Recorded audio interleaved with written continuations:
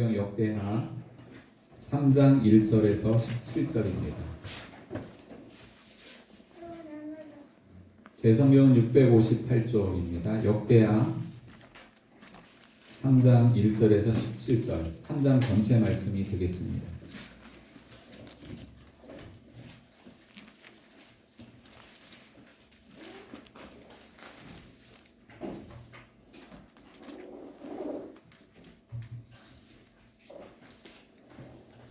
한 절씩 교독해서 읽겠습니다. 제가 먼저 읽습니다. 솔로몬이 예루살렘 모리아산에 여호와의 전 건축하기를 시작하니 그곳은 전에 여호와께서 그의 아버지 다윗에게 나타나신 곳이요 여부스 사람 오르난의 타작 마당에 다윗이 정한 곳이라. 솔로몬이 왕위에 오른 지 둘째 날 건축을 시작하였다. 솔로몬이 하나님의 전을 위하여 놓은 지대는 이러하니 옛날에 쓰던 자로 길이가 60규빗이요 너비가 20규빗이며 그 성전 위에는 낭실의 길이가 성전의 너비와 같이 20규빗이요 높이가 120규빗이니 안에는 순금으로 입혔으며 그 대전 천장은 잣나무로 만들고 또 순금으로 입히고 그 위에 종려나무와 사슬 형상을 새겼고 또 보석으로 성전을 꾸며 화려하게 하였으니 그 금은 가로가 20규빗이며 또 금으로 성전과 그 들보와 문지방과 벽과 문짝에 입히고 벽에 그룹들을 아로새겼더라. 또 지성소를 지었으니 성전 넓이대로 길이가 20규빗이요 너비도 20규빗이라 순금 600가락으로 입혔으니 몬 무게가 금 50세겔이요 다락들도 금으로 입혔더라.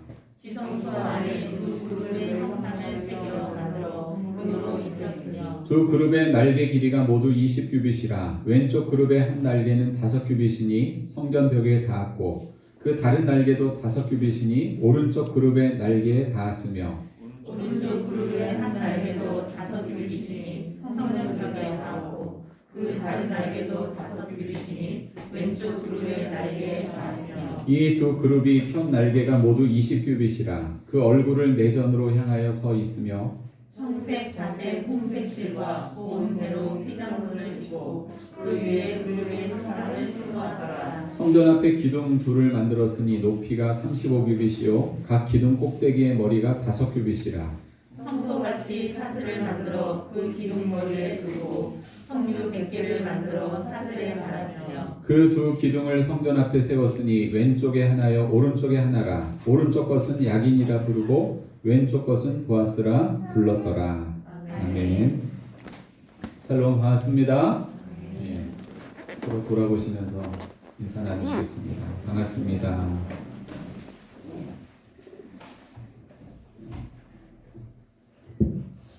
예, 상당히 빠르네요. 인사 나누시는 게 초스피드. 예. 오늘은 성전과 그 의미라는 제목으로 말씀을 나누려고 합니다. 역대기 말씀, 역대상하의 말씀은 다윗 왕과 또 솔로몬 왕에 대한 내용이 중요한 부분을 차지하고 있는데 역대상에서는 다윗이 성전 건축을 위해서 준비한 것에 대한 내용이 핵심 내용이고요. 그다음에 역대하에서는 솔로몬이 성전을 건축한 것에 대한 내용이 핵심 내용입니다. 오늘 본문에서는 솔로몬에 의해서 성전을 건축하는 장소가 예루살렘이라고 하는 사실을 기록하고 있고요. 또 성전의 구조, 그리고 솔로몬이 만든 성전 기구들에 대한 내용이 나옵니다. 먼저 성전은 뭐냐? 성전은 희생과 용서의 자리라고 하는 것입니다. 희생과 용서의 자리. 1절에 보면 솔로몬이 성전을 건축한 장소와 거기에 대한 설명이 나옵니다. 성전을 건축한 장소는 어디죠? 1절에 보면 예루살렘 모리아산. 예루살렘 모리아산인데 그곳은 하나님이 과거 다윗에게 나타나신 곳이고 여부스 사람 오르난의 타작 마당에 다윗이 정한 곳이라 이렇게 기록하고 있습니다.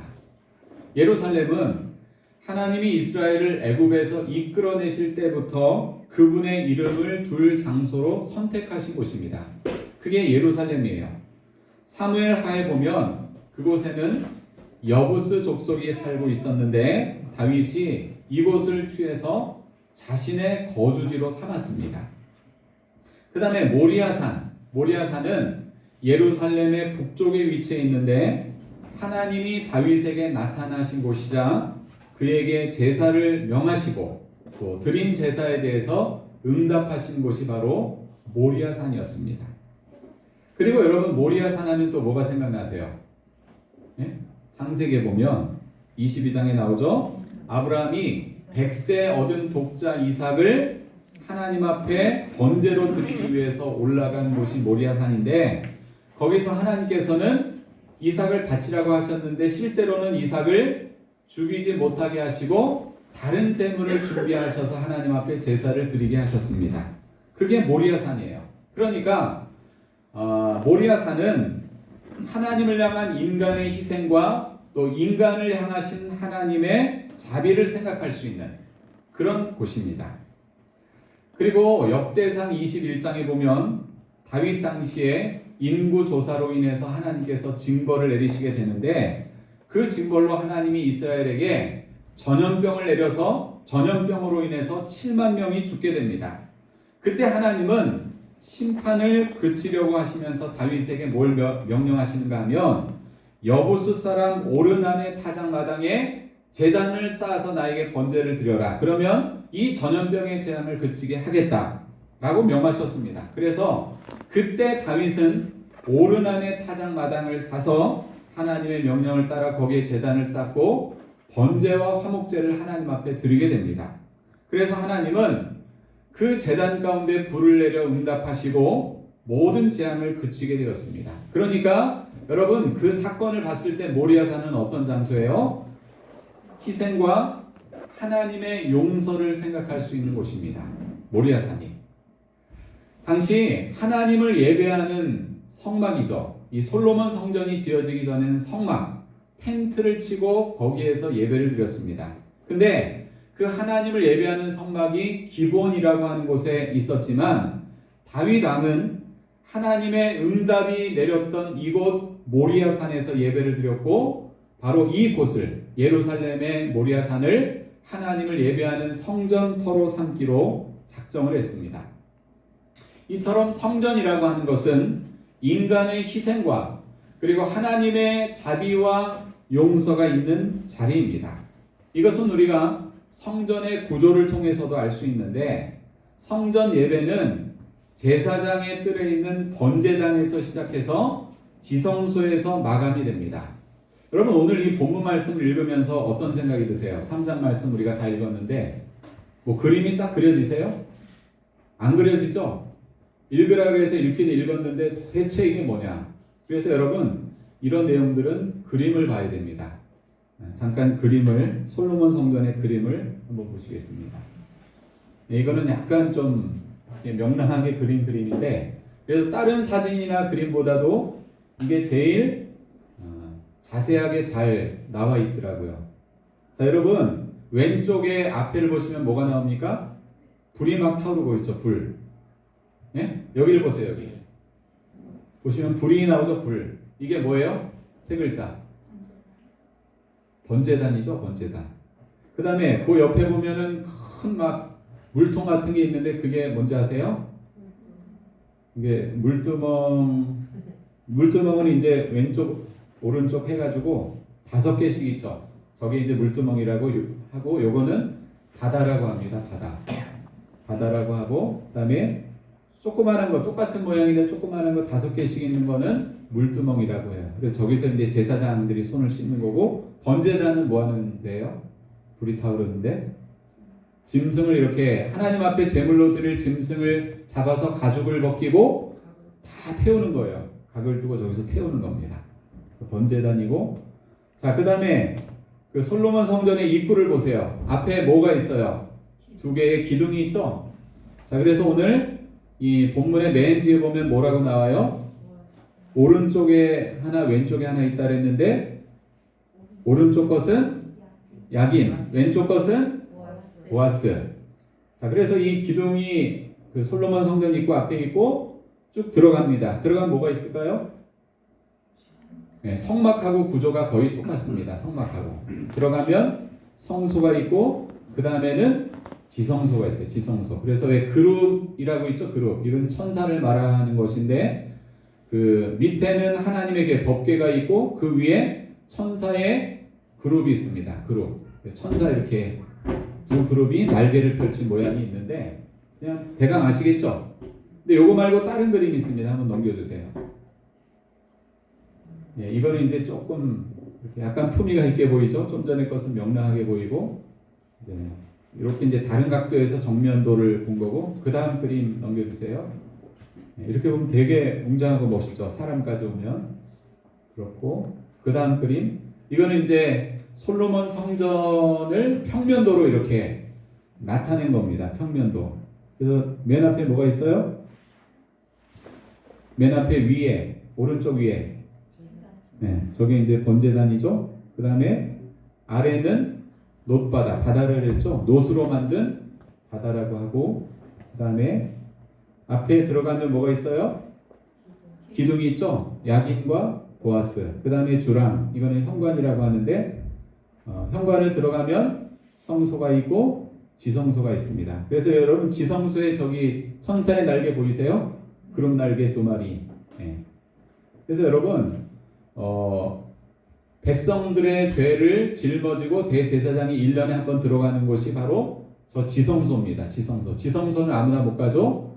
대제사장만 들어가는데 대제사장도 자기의 죄 문제를 해결하지 못하고 들어가면 지성소에 들어가자마자 즉사를 했습니다. 그러니까 죄 문제를 먼저 해결하고 속죄를 하고 들어가야지만 되는 거예요. 이스라엘 백성들의 모든 죄를 짊어지고 1년에 한 번 드리는 대속죄일에 하나님 앞에 나아가서 죄를 용서해 달라는 제사를 드리고 그러면 이제 하나님께서 임재하셔가지고 백성들의 모든 죄를 속하는 대속죄일 그 장소가 바로 지성소입니다. 그래서 여러분 제가 이제 성막에 대한 그림은 준비하지 않았지만 성막도 거의 똑같습니다.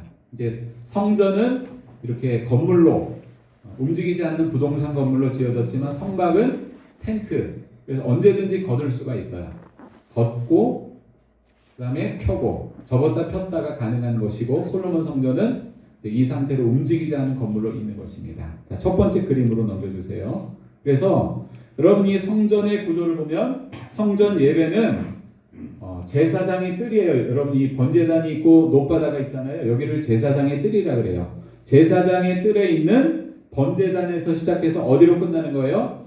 맨 끝에 지성소까지 나가는 거예요. 성소는 거룩한 장소고 지성소는 지극히 거룩한 장소를 말하는 것입니다. 그래서 우주의 통치자이신 하나님을 가까이 하기 위해서 번제물을 드리는 거죠. 번제물. 그래서 가죽만 벗기고 짐승을 온전히 다 태워서 드리는 겁니다. 그 번제물을 드림으로 시작해서 지성소에서 하나님의 자비와 용서를 경험하는 것으로 성전 제사가 마무리됩니다. 이처럼 이스라엘은 바로 성전에서 자비와 용서의 하나님을 만났다는 겁니다. 그럼 오늘날 우리에게 성전은 어떤 의미가 있습니까? 우리는 성전이신 예수님 안에서 하나님의 자비와 용서를 경험하게 되는 겁니다. 자, 예수님이 누구라고요? 성전이시라는 거예요. 살아계신 성전. 자, 여러분 본문을 펴두시고 요한복음 2장 말씀을 찾아보시겠습니다. 요한복음 2장 19절 말씀. 2장 19절부터 21절 말씀.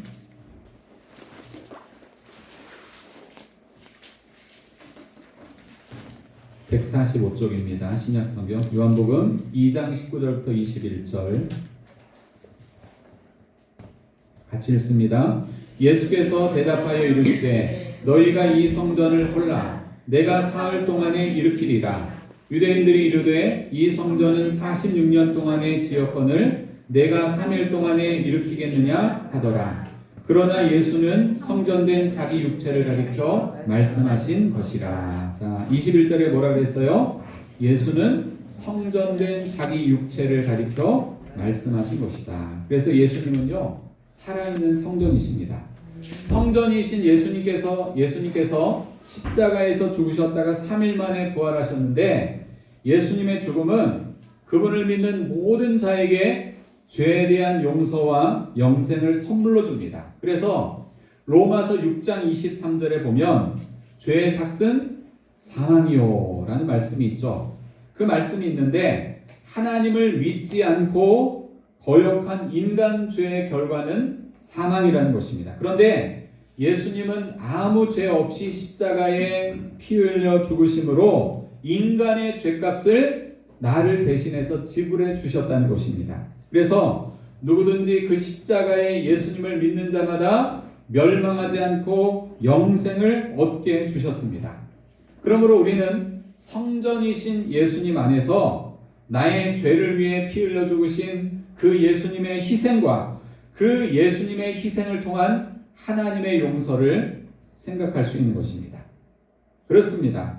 우리가 성전된 예수님을 모시고 사는 성도가 되었다면 우리의 삶도 예수님처럼 희생하고 나에게 죄 지은 자를 용서하는 그러한 삶이 되어야 할 줄로 믿습니다.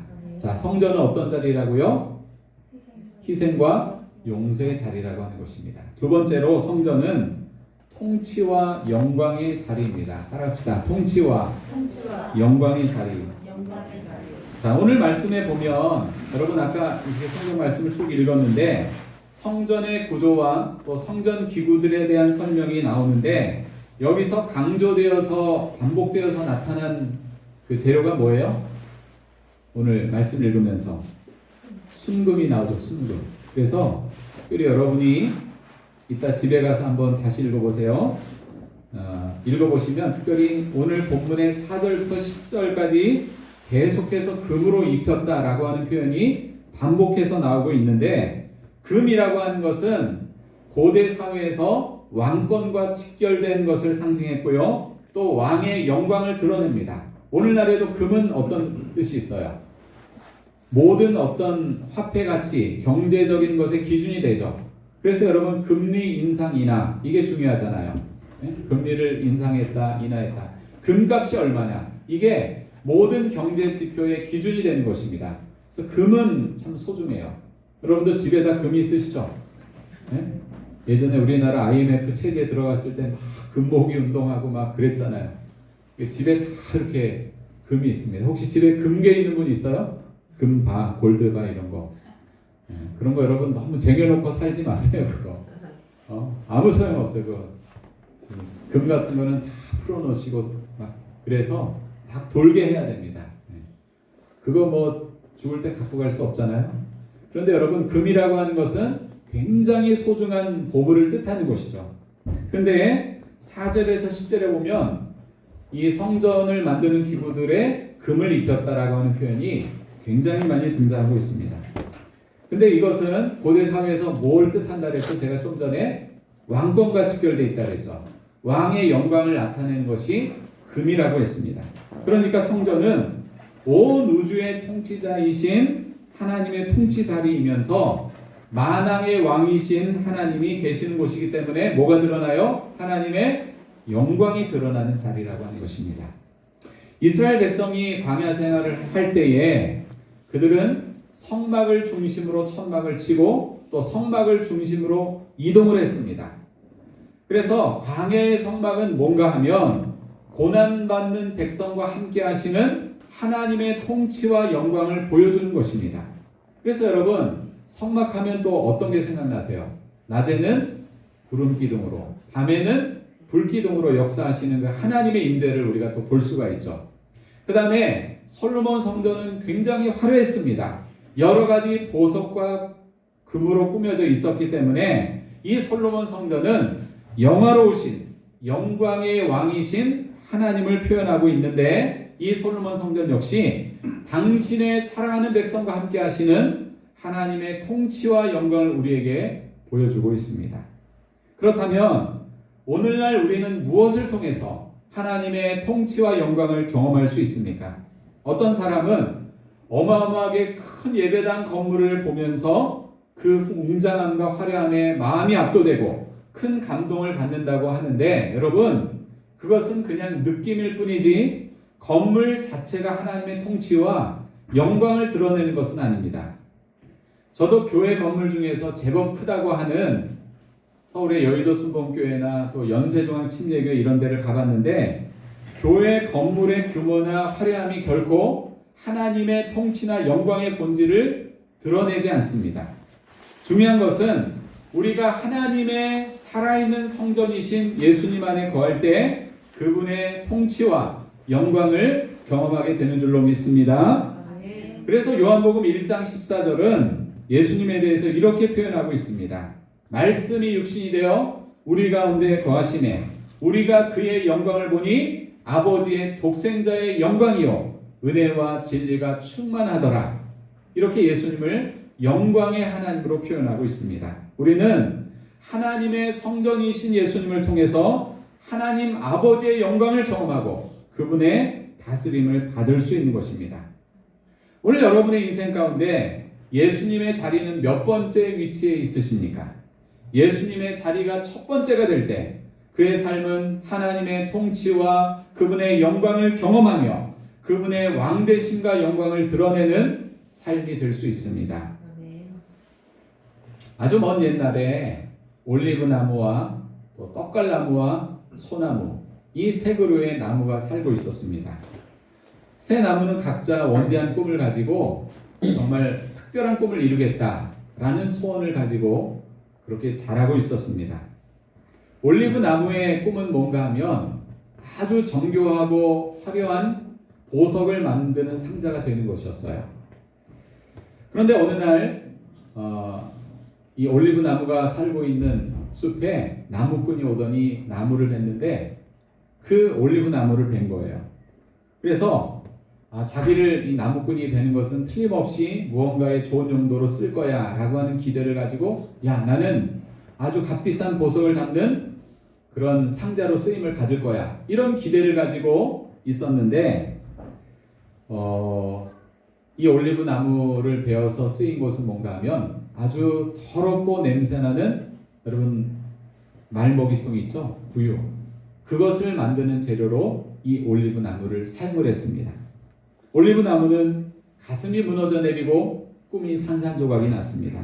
자신은 가치 없고 천한 존재라는 느낌을 받기까지 했습니다.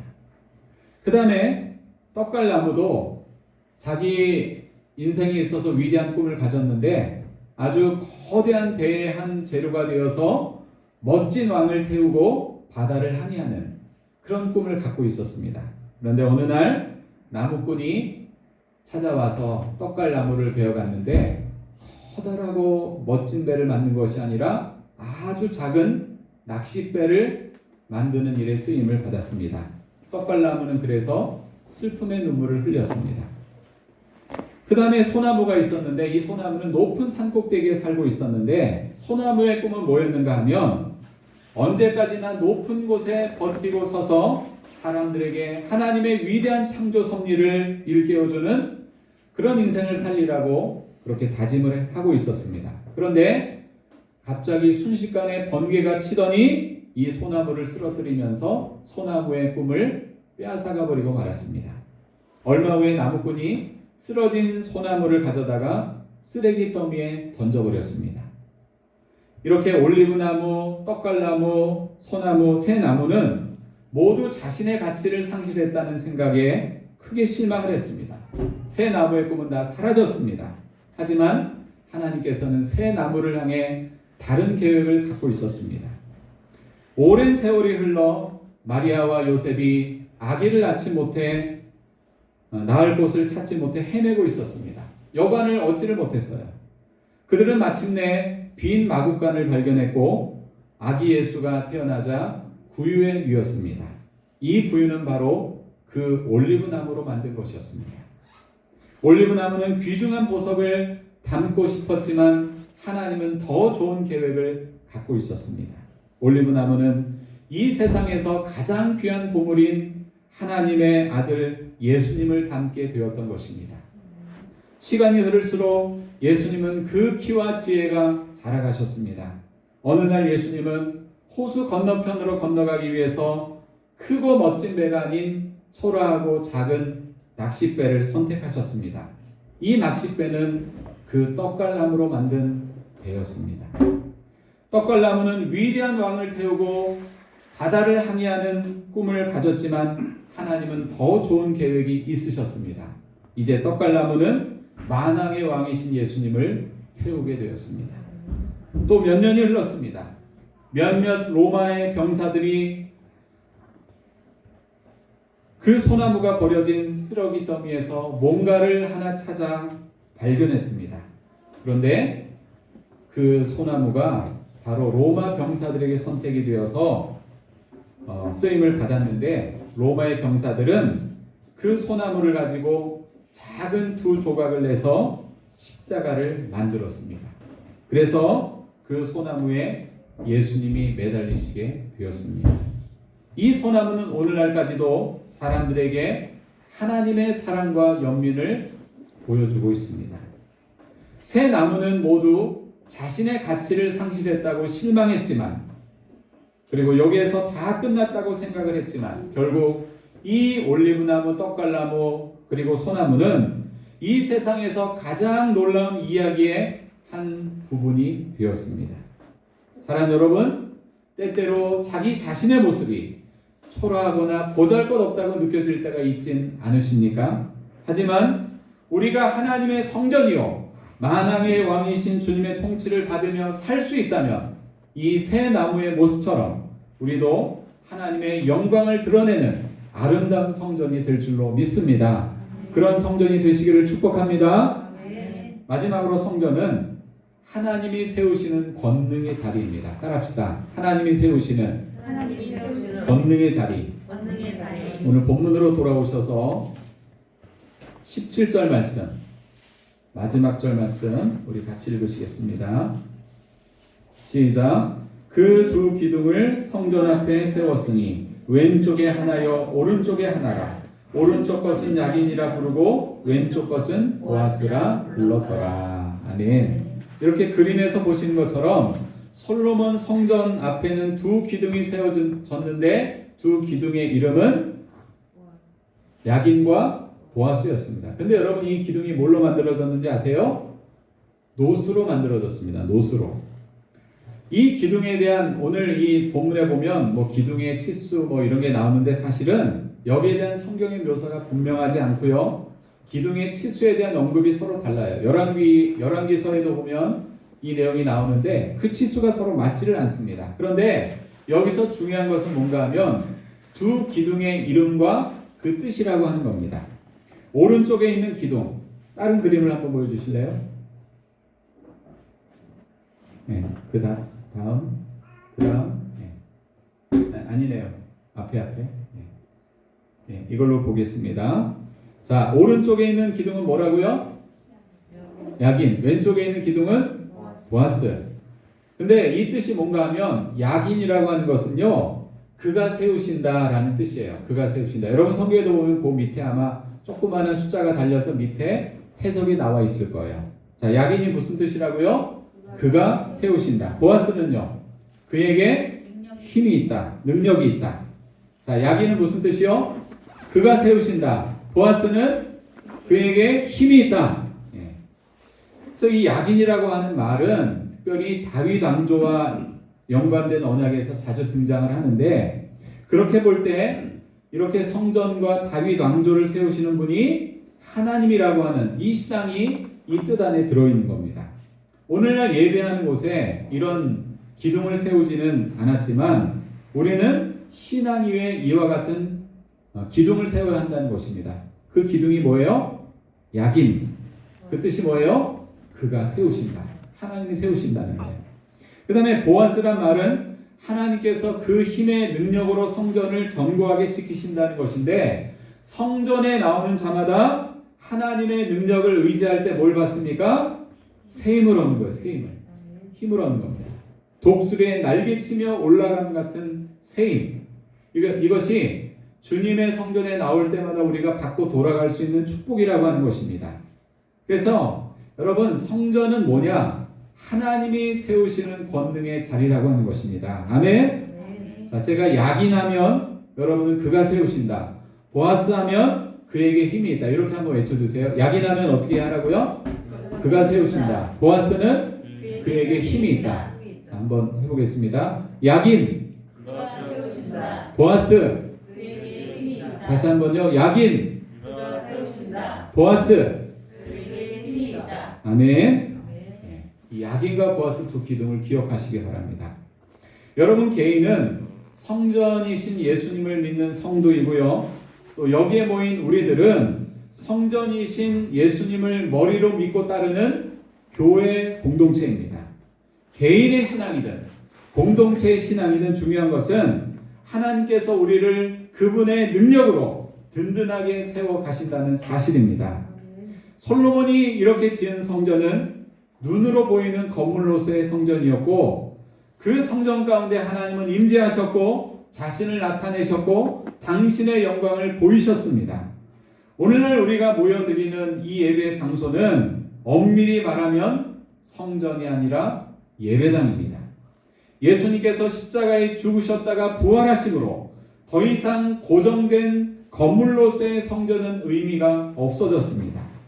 성전이신 예수님을 내 생명과 내 인생의 주인으로 모시고 살아가는 모든 사람과 모든 믿음의 공동체는 하나님의 성전입니다.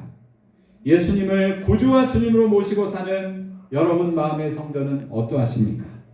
예수님을 머리와 왕으로 섬기는 우리 교회 공동체는 정말 아름다운 성전이 되어가고 있습니까? 오늘 나눈 말씀처럼 저와 여러분의 삶이 예수님의 십자가의 희생과 하나님의 용서가 넘치는 신앙생활이 되기를 바랍니다. 예수님을 통해 하나님의 영광을 보고 그분의 다스림을 받는 그런 신앙생활이 되기를 원합니다.